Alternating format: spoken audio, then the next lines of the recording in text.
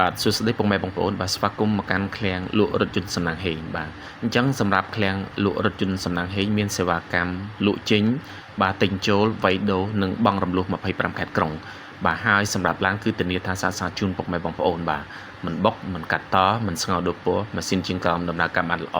ឯកសារស្របច្បាប់100%បាទព្រមទាំងមានសេវាកម្មបង់រំលោះបាទសេវាកម្មបង់រំលោះគឺខាងយើងខ្ញុំគឺមាន2ជំរើសបាទសម្រាប់ពុកម៉ែបងប្អូន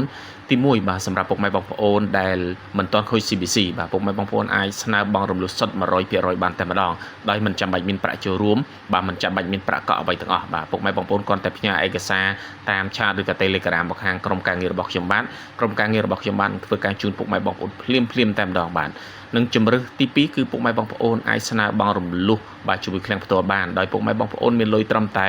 35%ទៅ40%បាទអាចដកឡានបានភ្លាមតែម្ដងបាទអរគុណ